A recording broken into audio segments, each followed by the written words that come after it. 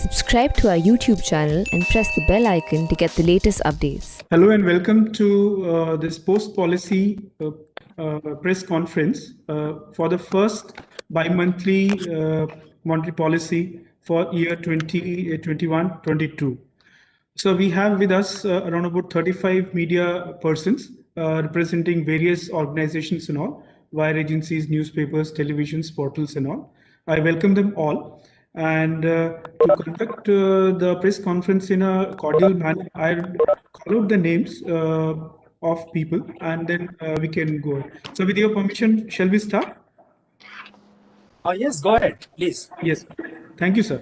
So I'll invite Ira Dugal from Bloomberg Quint to ask her question, please. Governor, very good morning. I'll get straight to what seems to be the headline announcement, which is the government bond purchases from the security market. Sir, can you help us understand what the rationale behind this is? Why this has been announced outside of the OMOs?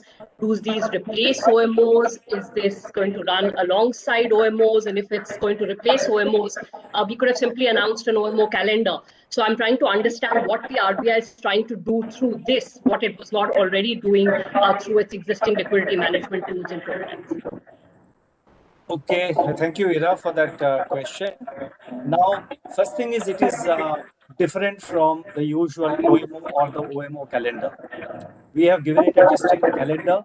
We have given it a distinct character, not calendar. We have given it a distinct character. And we have also said, in fact, if you see my statement, go back to my statement and refer to it, which is now uploaded in the website.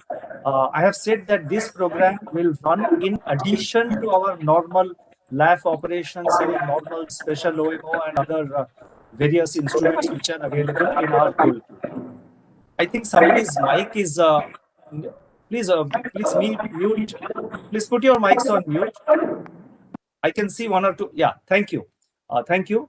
So, this is in addition to our normal instruments, various instruments in our toolkit. This is in addition to that. And it has a distinct character in the sense that I think for the first time, we are giving out a particular quantum of bond purchase in the secondary market. Earlier, it was a kind of a calendar which was given out. You can say that it is nothing but a rehash of the calendar, but it was never given out, for the entire quarter. It's not a calendar that we have given out. It is for the entire quantum. It is for the entire quarter that we have announced a particular quantum, and within this particular quarter, we will be sort of suitably, depending on the evolving situation and other factors, we will be announcing auctions from time to time. And this is, I said in my statement that,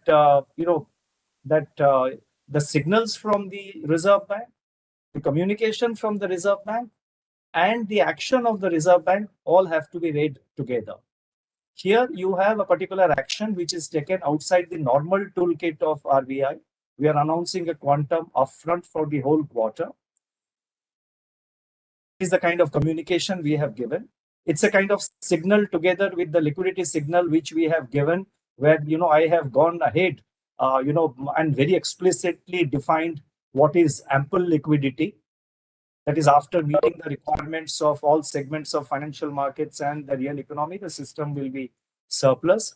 So we are giving out a signal, we are communicating it very clearly, and it is followed up by action by announcing this 1 lakh purchase program for the first quarter, with the first auction on, first auction coming up on 15th of April. So that way it has a distinct character, and that's how it should be looked at. And I will try and make this as participative as possible. So may I request the Deputy Governor, Dr. Parker, to supplement if he wishes to.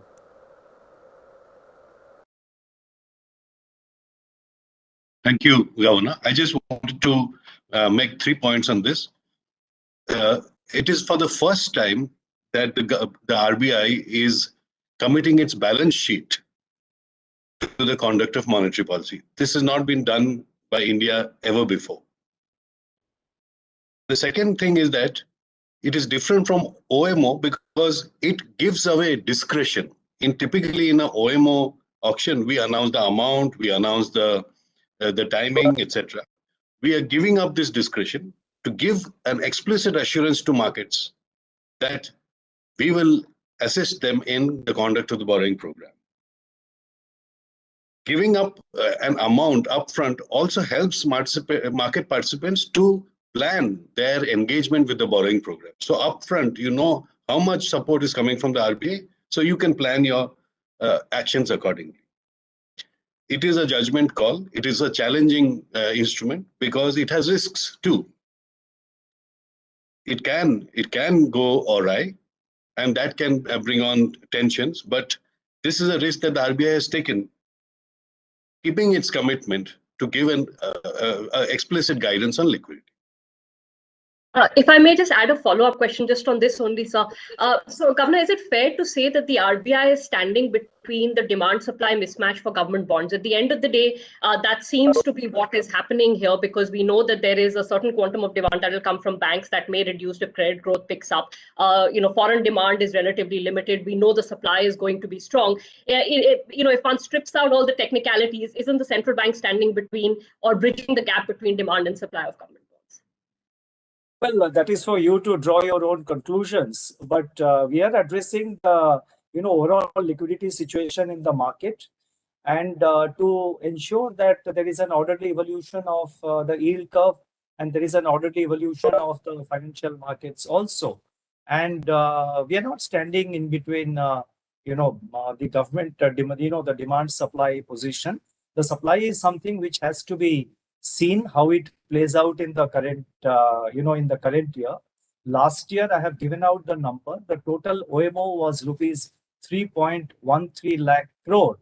With that OMO, we supported a borrowing program of 22 lakh crores. So therefore, in current year also, with a similar size of borrowing, and to a 3 lakh crore intervention in the market cannot be sort of seen as something like completely taking over the government borrowing program or supporting it in terms of quantum. So there is enough inflow, we do expect enough inflow to come in.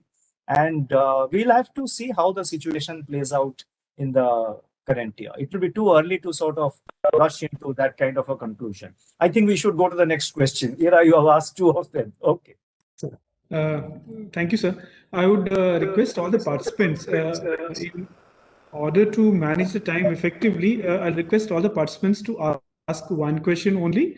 And to keep it interesting, I'll be requesting media persons at random to ask questions. So I would request now Madam Maithili Basunmat from ET Now to ask her question. Thank you, Yogesh.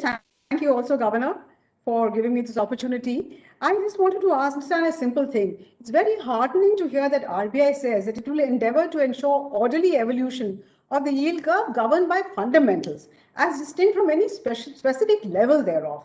So can I take it that henceforth RBI will not be rejecting bids in toto in future auctions if yields demanded by the market are higher than what the RBI is happy with? Governor? It will depend on whether the bids are orderly or disorderly.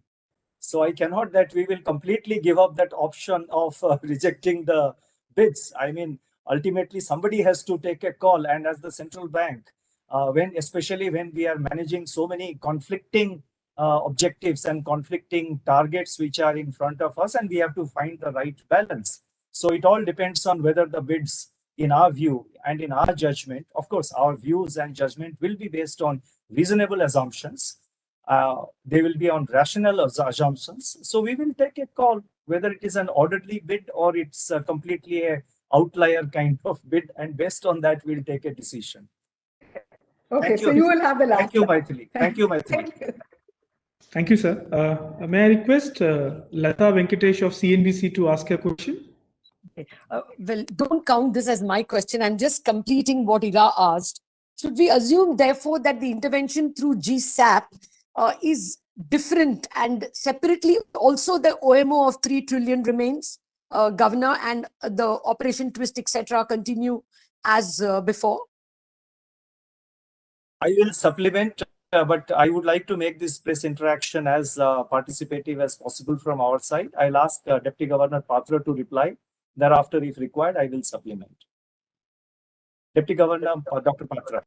Yes, thank you, Governor. Yes, Governor's statement makes it explicit that the GSAP will run alongside our regular operations, which include the whole array from LAF to outright OMOs to Operation Twists, everything.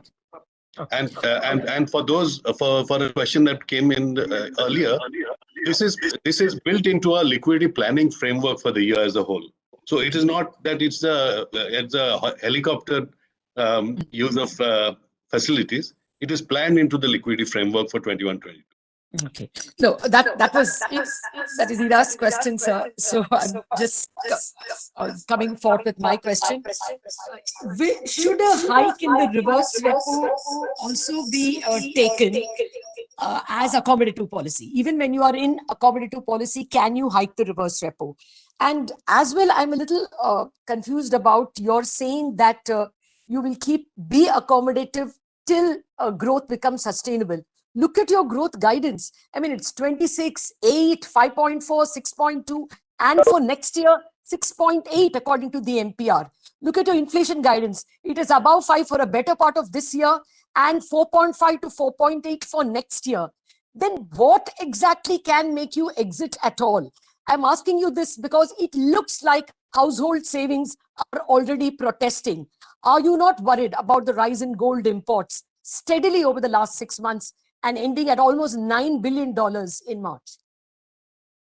You have given us a lot of food for thought, but let me say at this point of time, we have said what we had to say in our resolution and in my statement.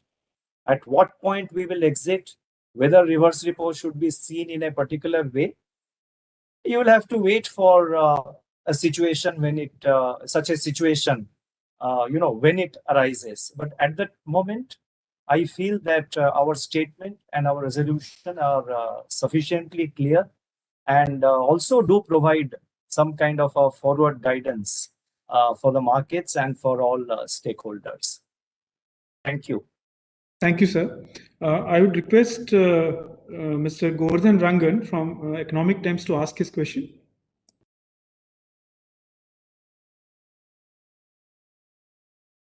You are mute. You are mute. Govardhan. Okay. No, sir. Am I audible, Governor? A little louder, please. Yeah. Hello, am I audible, Governor, now? Yes.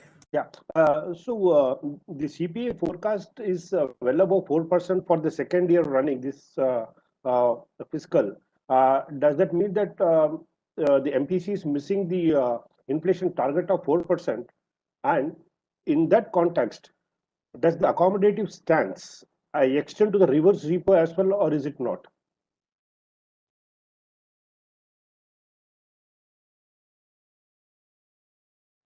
I think your question overlaps with the question which Lata also just now asked. At this point of time, as I said very clearly that I will not give you a headline beyond what is there in my statement and what is there in the resolution. On a more serious note,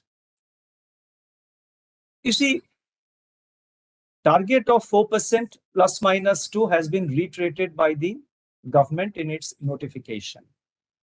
In my statement also, I have said that inflation targeting framework is, the inflation targeting framework is now well entrenched. It is well anchored.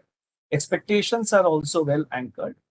I have also said that the current framework of plus minus 2% gives enough room, gives enough policy space to the central bank to act in extraordinary situations such as the pandemic.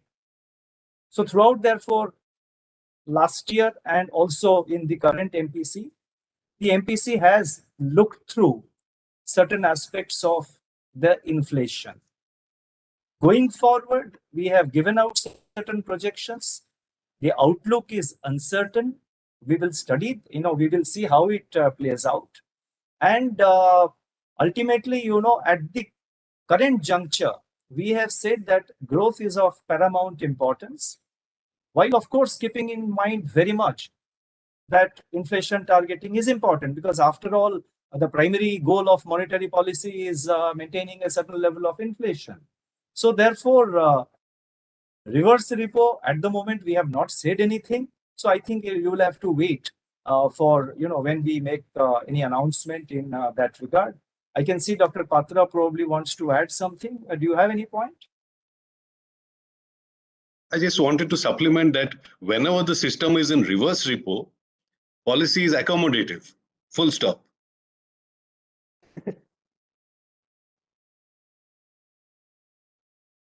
Okay. Yogesh, go ahead. Yeah, thank you, sir. I'll ask Mr. Anup Roy from Business Standard to ask his question. Yeah, thank you, sir. Sir, this fiscal, you have a lot of, you are expanding your investor base quite a lot. You have retail participation. We are not talking about global bond index, inclusion in global bond index. You have also promised 3 trillion, at least 3 trillion of OMO support this fiscal. And now you are coming up with GSAP and saying that this will run alongside OMO and other tools. Are you anticipating some kind of shock to bond supply this year, or you are really trying to drive down yields at a very low level? The drive down of bond yields will not be the right way of describing it, because, again and again, we are emphasizing on orderly evolution of the yield curve.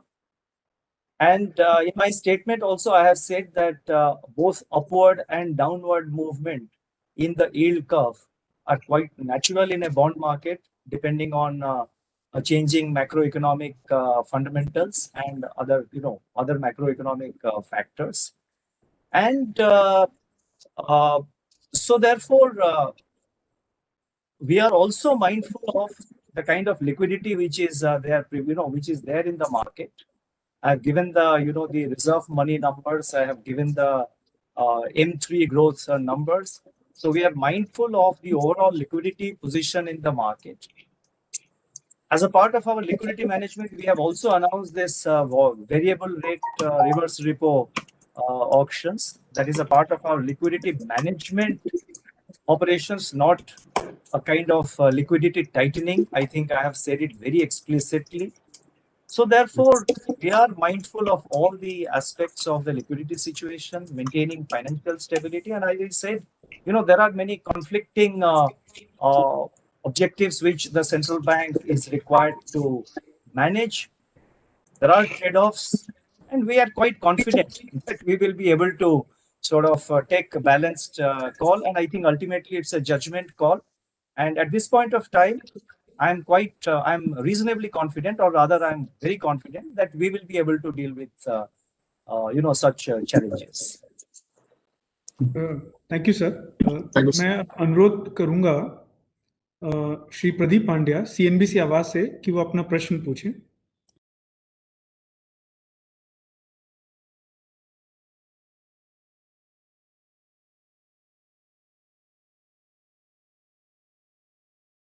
Pradeep, where are you? Can't hear. कहाँ पे हो आप, Pradeep ji? Sir, in case he is having some technical issues, we'll go. Move on. Yeah, move on. Move on to the next person. Yeah. Yes. मैं अनुरोध करूंगा स्वाति खंडेलवाल से जी business से अपना प्रश्न पूछें. ऑल राइट, थैंक यू, बहुत बहुत धन्यवाद सर. मेरा सवाल सिंपल है सर.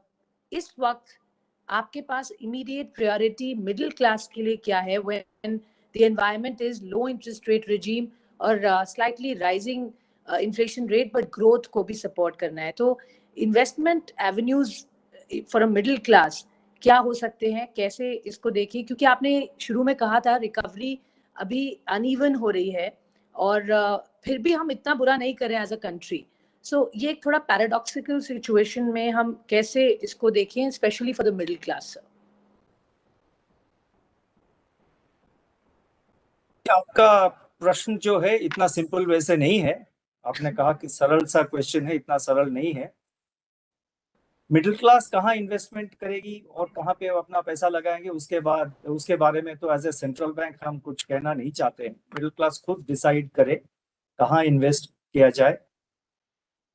जिस मार्केट में अच्छे रिटर्न्स होते हैं, मतलब रिटर्न एंड रिस्क, वो दोनों में एक इनवर्स रिलेशनशिप है, जहाँ पे रिटर्न ज्यादा हो जाता है, रिस्क भी उतना बढ़ जाता है। सो मिडिल क्लास जो है, और हमारा जो मिडिल क्लास है, उनको अंडर एस्टिमेट भी नहीं करना चाहिए। वो काफी शार्प है, इंटेलिजेंट है, वो अपना जजमेंट कॉल लेंगे कहाँ इन्वेस्ट करनी है। तो कौन सा स्पेसिफिक इंस्ट्रूमेंट में वो इन्वेस्ट करेंगे उसके बारे में मैं कुछ स्पेसिफिकली कह नहीं पाऊंगा, और कहना भी नहीं चाहिए।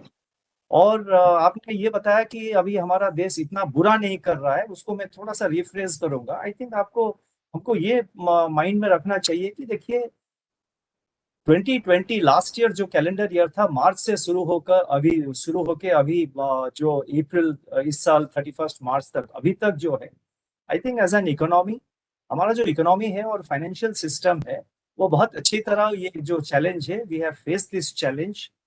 वी एंटर्ड द पैंडेमिक, आप मैक्रो इकोनॉमिक नंबर्स लीजिए या फाइनेंशियल सिस्टम, फाइनेंशियल पैरामीटर्स लीजिए, financial parameters, the financial stability parameters आप लीजिए। We entered the pandemic in a much better position last year. अभी भी जो है हमारा मैक्रो इकोनॉमिक फंडामेंटल्स जो है, मैक्रो इकोनॉमिक नंबर्स है, और जो अपना जो फाइनेंशियल सेक्टर पैरामीटर्स है, वो काफी रोबस्ट है। एंड मैंने भी स्टेटमेंट में ये जिक्र किया था कि फाइनेंशियल स्टेबिलिटी जो है, अपना पॉलिसी, एनी पॉलिसी डिसीजन, उसका हमेशा अंडरलाइन थीम ये रहता है कि फाइनेंशियल स्टेबिलिटी को कैसा प्रिजर्व किया जाए। और आगे जाके ये जो है, I mean we will take various decisions as the situation emerges, but I would like to only say that कि I think as a country we have done reasonably well, and despite so many challenges, and today आज का स्थिति ये है कि monetary authority और fiscal authority, last year जब ये पैंडेमिक शुरू हुआ, वर्ल्ड ओवर, सारे हिंदुस्तान के बारे में नहीं है, वर्ल्ड ओवर आप देखेंगे तो दुनिया भर में फिस्कल अथॉरिटीज और मॉनेटरी अथॉरिटीज को ये एक बड़ा सरप्राइज था, ये एक सडनली ये आया पैंडेमिक। बट एक साल के बाद दुनिया भर में सेंट्रल बैंक और जो फिस्कल अथॉरिटीज है, और पर्टिकुलरली मैं हिंदुस्तान, भारत के बारे में कहना चाहूंगा, मॉनेटरी अथॉरिटी जो है रिजर्व बैंक, और फिस्कल अथॉरिटी जो है सरकार, गवर्नमेंट, दोनों, both of them are better prepared to deal with this new wave of to this recent surge in the COVID pandemic, and we will do our role to the best of our capability, and I think we should be able to deal with it. That's why I quoted in my last line, and I say it with all responsibility. I concluded with a quote from Mahatma Gandhi, which gives a lot of meaning to the entire statement and entire policy approach of the Reserve Bank. धन्यवाद governor. अब CNBC आवाज के प्रदीप पांड्या जी हमारे साथ हैं, उनसे अनुरोध है कि अपना प्रश्न पूछें।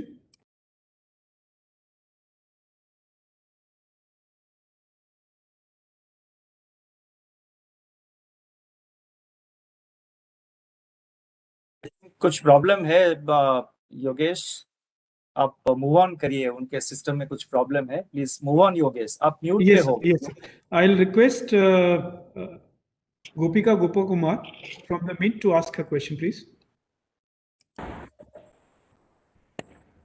Thank you, Yogesh sir. Good afternoon, Governor. In fact, Dr. Patra said about this GSAP, how RBI is committing, it's committing its balance sheet from monetary policy, and this is happening for the first time. Can you elaborate what it means? And also, secondly, what would be the impact of having around 1 trillion of liquidity surplus in the system? Wouldn't this be inflationary? And is that a concern? Your question, I think you referred to Dr. Patra's comment, और ये जो technical glitch बीच में हुआ, जिसमें Pradeep Pandya could not join, that gave me some time to take a single and go to the non-strikers end. So I think Dr. Patra is now, he is facing the ball. So Dr. Michael Patra could reply to this question. I will come back when I take the next interview. Yes. Gopika, it's like this. When we are unchanged on the policy rate, we need an instrument, right, to run monetary policy. In the past, all our actions were to move the interest rates up and down and to ensure that proper transmission happens across the market spectrum. This time we are being more explicit. We are not waiting for the indirect channel of interest rates and prices to operate. We are directly committing an expansion in our balance sheet of a certain specified amount, which is known to the public, with the hope of ensuring orderly conditions in the market. Okay, what this will do is that irrespective of what the RBI wants, we will give you 1 lakh crore, is what we are telling the market. It is not going to be timed to market situations, market movements, etc. So there is a upfront assurance. It is very much like what central banks are doing across the world into buying assets of various types. We are sticking to the highest quality assets. And why we are doing so? Because the GSEC is the benchmark for the entire market spectrum. So by influencing the GSEC interest rates, we can ensure congenial financial conditions across the economy, and that is essential for the recovery to stabilize and take root and become stronger. That is the whole essence. You know, in a OMO type of situation, the market is guessing how much will RBI put up there, when will it do the auction, will it reject, will it, all those questions come up. Here is an explicit commitment that so much I will ensure that liquidity is available. As far as excess liquidity, the second part of your question, no, we have programmed it into our liquidity framework so that it is not beyond what the economy requires in terms of its growth rate and its inflation rate. It is programmed into that. So obviously we are cutting elsewhere. What I forgot to mention in my first set of remarks was that actually Governor has delivered on the promise he made in an earlier statement.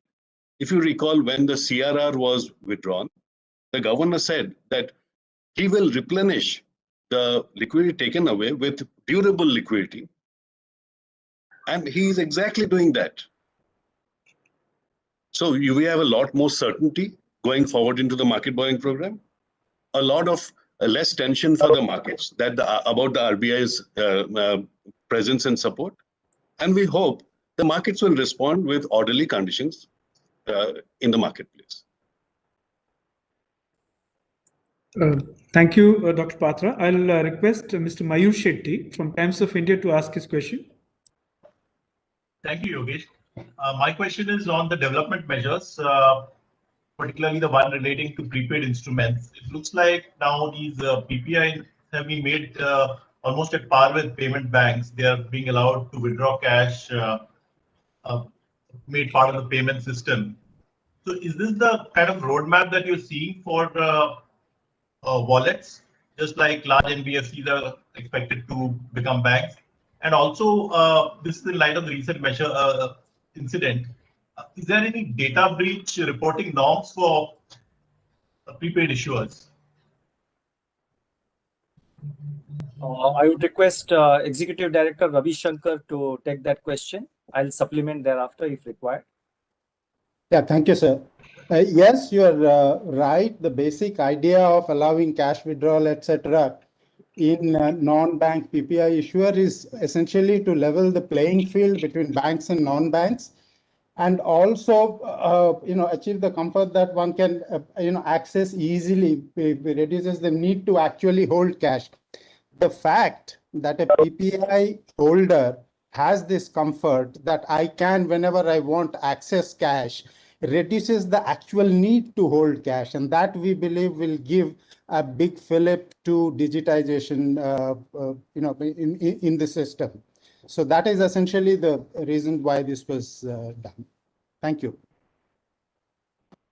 Thank you, sir. I would request now Mr. Bijoy Idichiria from Informist Media to ask his question.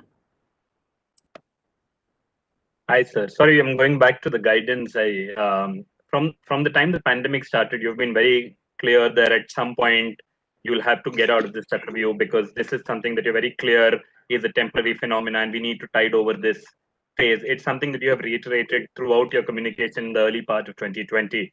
So when you gave the time-based guidance in October 2020, you had given you obviously had some kind of horizon in mind. Now, when you're moving back to a state-based guidance for policy, What is the thinking that is going into this? Is it because you see many more risks on the downside for growth, many more risks on the upside for inflation? Is that why the shift to a state-based guidance rather than a time-based guidance now? The first thing is that we are at the beginning of a new financial year, and it's too early in the day to sort of give again a time-based guidance, especially when the environment at the moment has become, more uncertain due to the recent surge in infections, and the daily number of cases are pretty high. But this time around, at the same time, I would like to say that so far, the current surge is not likely to impact the growth so much as it did at this point of time last year, because the lockdown this time is selective. It is on physical movements, etc. Many establishments, manufacturing unit, service sector facilities, and many businesses are, very much on with their operations. Manufacturing units, factories, large and small or medium, they are all functional. People are better prepared to take, precautions. So therefore, the growth outlook based on the situation as it prevails today, we have therefore reiterated our 10.5% projection for the current year, that is for 2021. And I don't think at the moment the growth has been undermined in any, in any manner. The vaccine is also an additional factor which is on the table. It was not there throughout last year. It started only in January or so. So therefore, there is uncertainty, but I think overall we are better prepared to continue the various economic activities which are at play in full. There is no, there is no impediment. There is no, excepting perhaps, certain businesses like the restaurants and the hotels, etc. Restaurants, of course, I think many restaurants, I think Indian entrepreneurs have this innate capacity to deal with new situations. Many restaurants have, in their neighborhoods, they have taken resort to home delivery of food items. I think their activities will continue to play out. And at this point of time, whatever guidance we have given looks very much appropriate as the situation prevails today, and as we expect, and it is also based on our expectation of how the situation is going to play out. We have made certain reasonable assumptions with regard to how the situation is likely to play out, and based on that, we have provided the guidance. Going forward, we will obviously be watchful, but I think I can only add that we have taken into consideration the likely scenario that is, perhaps going to unfold. धन्यवाद governor महोदय। मैं एक बार पुनः प्रयास करूंगा। Pradeep Pandya, CNBC आवाज, अपना प्रश्न पूछें। जी गवर्नर साहब, उम्मीद है आप मेरी आवाज सुन पा रहे होंगे। अब मेरा सवाल आपके गाइडेंस पे था जिसका आपने जवाब दिया है। इसके साथ साथ जो इससे जुड़ा हुआ दूसरा मुद्दा है कि महाराष्ट्र में करीब करीब एक टोटल लॉकडाउन की स्थिति है। हालांकि जैसे आपने कहा कि फैक्ट्रीज चालू रखने के लिए कुछ SOPs बनाए गए हैं, लेकिन फिर भी जो पूरे के पूरे ट्रेडिंग कम्युनिटी है उनके ऊपर असर है, सर्विस सेक्टर पे असर है। जैसे पिछली बार आपने बैंक्स को राहत दी थी, मॉरेटोरियम जैसी घोषणाएं की थी, अगर ये लॉकडाउन इस तरह से महीने 2 महीने चलता है और शायद दूसरे राज्यों या शहरों में भी पहुंचता है, तो क्या इस पर आप फिर से विचार करेंगे? फाइनेंशियल सर्विसेज सेक्टर खासतौर पे बैंक और NBFCs के लिहाज से आप इसको कैसे देख रहे हैं? आगे जाके हम क्या करेंगे वो सिचुएशन पर डिपेंड करता है। मैं अभी इस सिचुएशन में, आज के स्थिति में कोई स्पेकुलेशन करना नहीं चाहता हूं, लेकिन मैं सिर्फ इतना कहता हूं कि ना सिर्फ मॉनेटरी अथॉरिटी, ना सिर्फ भारत सरकार fiscal authority, but businesses, private and public sector businesses, particularly private जो बिजनेसेस है वो बेटर प्रिपेयर्ड है आज सिचुएशन को डील करने के लिए, उनका एक्टिविटीज को जारी रखने के लिए वो बेटर प्रिपेयर्ड है। आगे जाके क्या करेंगे आपको फिलहाल आपको इंतजार करना पड़ेगा। अभी मैं कोई एडवांस गाइडेंस स्पेसिफिक पॉलिसी के बारे में तो नहीं बता पाऊंगा। And situations require new instruments, innovative thinking of dealing with it. आप जो कह रहे हैं moratorium, वो एक conventional, मतलब I'm not, that is a standard operating tool. आपने देखा होगा पिछले एक साल में हमने बहुत सारे नॉन स्टैंडर्ड और इनोवेटिव टूल्स भी यूज किया हुआ है. GSAP जो हमने आज अनाउंस किया वो भी एक नॉन स्टैंडर्ड इंस्ट्रूमेंट है. तो आगे जाके सिचुएशन के ऊपर डिपेंड करता है. हम मतलब जो कन्वेंशनल, अनकन्वेंशनल और इनोवेटिव मेजर्स पर भी सोच रहे हैं. जब सिचुएशन आएगा तो हम डिसीजन लेंगे. कोई एडवांस में इसके बारे में अभी फिलहाल नहीं कहना चाहता हूँ. आज के स्थिति में कोई मोरेटोरियम या इस टाइप का कोई मतलब आज के सिचुएशन में उसका कोई जरूरत नहीं है. क्योंकि जो महाराष्ट्र का लॉकडाउन है उसके बाद काफी रिपोर्ट्स आई हैं कि उसका असर पड़ेगा, जीडीपी पे आधे % तक असर पड़ने की बात लोग कह रहे हैं. तो एसेट क्वालिटी पे इसका कोई इम्पैक्ट नहीं होगा? देखिए, एसेट क्वालिटी जो है डेटा हम लोग तो रेगुलरली मॉनिटर कर रहे हैं. और सेंट्रल बैंक कभी किसी भी सिचुएशन में सेंट्रल बैंक नी जर्क रिएक्शन नहीं लेना चाहिए और हम भी नहीं लेंगे. हम सिचुएशन को वॉच करेंगे, उसका डेप्थ क्या है, उसका ग्रेविटी क्या है, उसका इम्पैक्ट क्या है, वो सब एनालाइज करके हम डिसीजन लेंगे. आज के स्थिति में अगर हम कुछ अनाउंस कर देते हैं वो नी जर्क रिएक्शन हो जाएगा, वो बहुत प्रीमेच्योर हो जाएगा एंड इट विल बैकफायर. तो सिचुएशन के ऊपर हम एनालाइज करके जो डिसीजन है हम आगे जाके लेते रहे. सिर्फ इसी बारे में नहीं है, सारे मैटर है. Thank you. धन्यवाद सर. मैं अब अनुरोध करूंगा अनिर्बन नाग ब्लूमबर्ग से अपना प्रश्न पूछें. Thank you, Yogesh ji, for the opportunity. Good afternoon, Governor. Good to see you. I had a quick question, Governor, on the GSAP. You've put out 1 trillion for this quarter. So at the start of every quarter, will you be giving out a certain number to the market just to assure them? And 2, on the Forex market, you've been sterilizing some of the inflows through the forwards, through the soft forwards market. Will you be continuing to do that to kind of offset some of the domestic liquidity? Thanks. With regard to Forex, all options are on table. So we will use the various options depending on how the situation unfolds. It's a mix of buying it on spot, keeping it. It's a mix of that. It's a mix, part of it is pushing forward. So it will all depend on the situation. I cannot say that we will only continue with this instrument. All instruments and all approaches are on the table. We monitor the situation on a day-to-day basis, and we will use all these instruments and all these approaches. And with regard to the GSAP, intention वही है कि हम clearly मतलब कोई guidance देंगे हम आगे जाके भी. इस क्वार्टर में हमने अनाउंस कर दिया है और थोड़ा सा सरप्राइज भी रहना चाहिए रिजर्व बैंक का. सेकेंड क्वार्टर के लिए थोड़ा सा पॉजिटिव सरप्राइज भी रहना चाहिए. तो फिलहाल वो पॉजिटिव सरप्राइज को प्रिजर्व करते हैं, लेकिन our effort will be to naturally continue with GSAP. It's not a one off kind of thing which we are doing. Let me be very clear. The current announcement is not a one-off kind of thing which we have done. And if you see, we are calling it GSAP 1.0. So in number 1.0, there is obviously a second one which is following. So I'll leave it at that. Thank you, sir. I'll ask Shritama Bose from Financial Express to ask a question, please. Thank you, sir. So I'm going back to the PPI guidelines.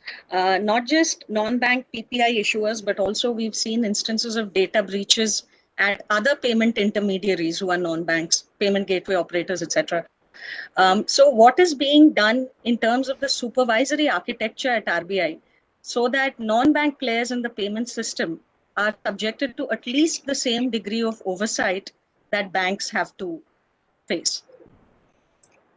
ये question जो है पहले I will ask Ravishankar, executive director Ravishankar, to reply to that, and thereafter Deputy Governor Jain, if you want to add any points, you could add that.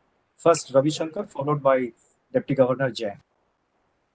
Thank you for the question. Our objective will continue to be to take care of the protection of the customer and make these transactions as safe as possible. To that extent, like it was issued to banks recently, we are also looking at, looking at issuing guidelines that could lay down the basic minimum norms for cyber security and other security issues. As far as instances of such breaches are concerned, we are seized of those matters and we are taking whatever are the steps required to reduce the possibility of such things happening. Thank you.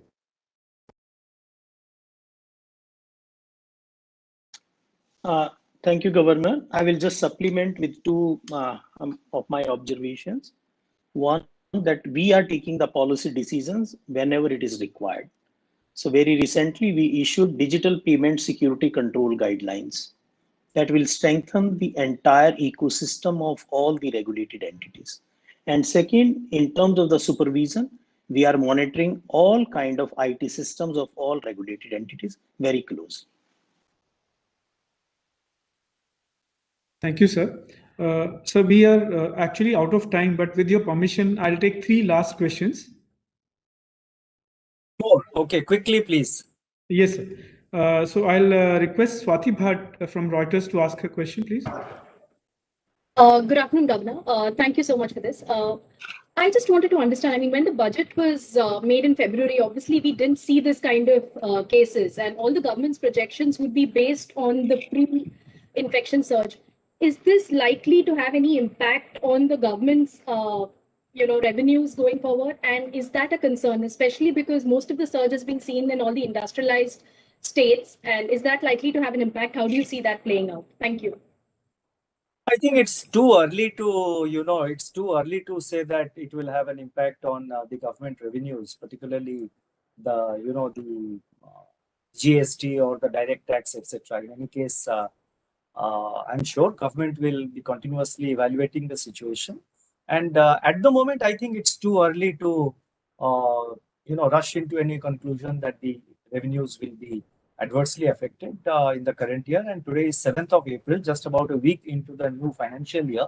So let us see. We'll have to wait how it plays out, how the economic activities are sustained. And that is our effort at the central bank. And I have also mentioned that the fiscal authorities are also, they are also, I think, equally aware about the impact that it will have on their revenues. And we are definitely, better prepared to deal with the situation. And I think it's too early. I think, let me conclude by saying that it's too early to sort of reach any conclusion or to draw a conclusion that revenues are likely to be hit, because it's too early in the financial year. Thank you, sir. I'll move on to Nivrita Ganguly from AFP to ask a question.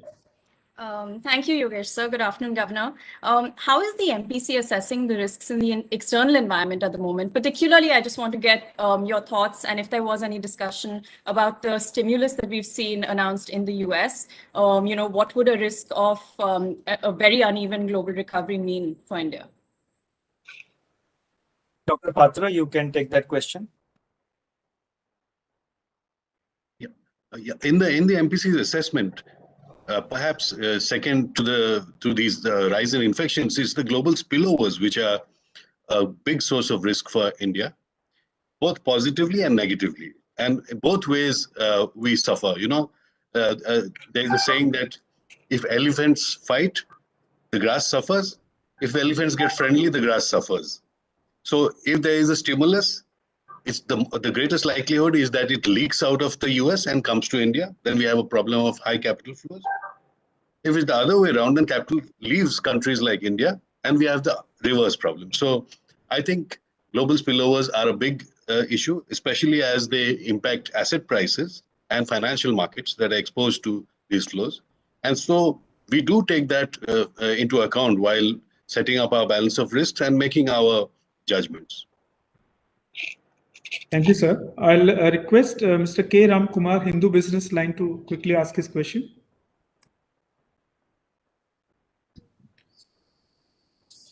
Good afternoon, sir. I wanted to know about this. You have doubled the amount, day-end amount that depositors can hold in Payments Bank. Actually, is it because of you want people not become payment banks to become small finance banks? Actually, you want to discourage them?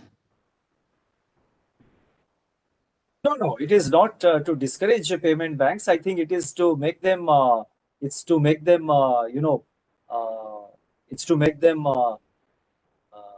what should I say? It's to make the, it's to give an additional boost to the payment bank sector. It's to support them and also to enable them to play their role in the entire, for the purpose for which it was created. We have a differential regulation for payment banks.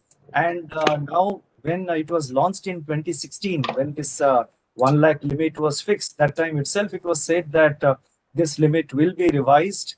And after about 5 years, we have reviewed it, and we feel that for payment banks to continue to operate successfully and to continue to have a wider reach and serve the wider cross section of the people, this increase in limit from 1 lakh to 2 lakh was necessary. If at all anything, it is intended to make payment banks perform their role better and to make them more vibrant.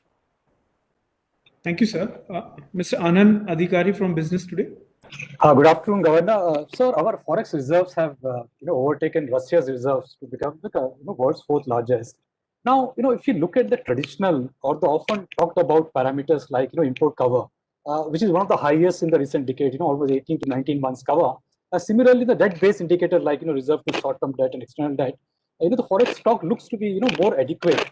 I just want to know, sir, tell us, what are the other parameters RBI is studying or looking at, to assess the adequacy of reserves, as there is also a cost attached to it.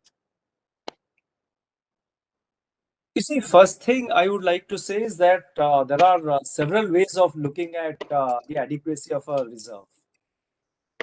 The conventional method has been to look at the import cover, how many months of imports your reserves cover, how many months of your import bill.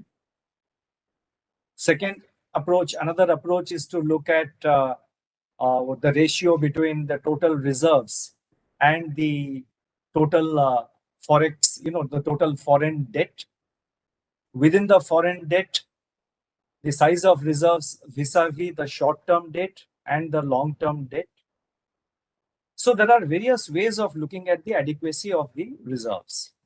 So far as the Reserve Bank is concerned, we use all possible, methods of assessing the adequacy of our reserves. But we are not in the market only to, it's not as if whatever be the exchange rate, the RBI will go on buying or go on selling. It's not like that. Because we have also a parallel responsibility and a parallel objective of preventing volatility, excess volatility. So our primary approach is to prevent excessive volatility of the exchange rate between rupee and the dollar. So our interventions are to prevent volatility and to ensure that there is stability in the exchange rate. There is overall stability and there is a steady evolution and not sudden, strengthening or sudden depreciation. That is our first approach. Second approach, of course, which I have said earlier also, that we have to build up our buffers. And as was being mentioned by the Deputy Governor a little while ago, you have problems coming out of spillovers. It can be two-way flows of Forex. It can come in. When it comes in, you have one situation. When Forex flows, there is outflow, there is another situation. So we keep all these aspects in mind. And to deal with both these situations, we need to have adequate reserves. We need to have adequate buffers. So our twin objective is to have adequate buffers, have adequate reserves to deal with two-way flow, any situation that may arise. And the second objective and the other parallel objective, as I said, is to prevent excessive volatility of the rupee exchange rate vis-a-vis the dollar and to maintain overall exchange rate stability. Thank you, sir. Thank you, sir. Before I close, I think Mr. Mrigank Dhaniwala has been waiting for quite some time. So I'll take this last question and then we'll wind up, sir. Good afternoon, Governor. While the MPC gives more importance to growth over inflation, core inflation you have said is near 6%. We ignored headline prints of above 6% last year. Does it mean now that liquidity injections will remain the primary move and the repo rate is likely to stay at this level, what the market sees as the terminal repo rate level? I think the Deputy Governor can take this question. Dr. Patra. Yes, we are extremely conscious of core inflation pressures. We watch it very carefully to see if there is a generalization of pressures. Our current judgment is that core inflation is largely driven by pandemic-related disruptions rather than demand pull. Accordingly, the MPC has chosen to look through these pressures for the current time and focus on growth, which is the need of the hour. Okay, on the repo rate, as Governor keeps mentioning, everything is on the table. Nothing is withdrawn. Nothing is said no to. All options are open to the RBI, and we remain flexible on all fronts. Thank you, sir. With this, we come to the close of the press conference. So I would like to take this opportunity to thank the Governor, Deputy Governors Shri M.K. Jain, Dr. M.D. Patra, Shri M. Rajeshwar Rao, Executive Director Shri Ravi Shankar, and all our media friends to be a part of this process today. I would urge everyone to stay safe till we meet again, maybe after 2 months. All the very best. Stay safe. Thank you. Thank you. Thank you. Thank you, everyone.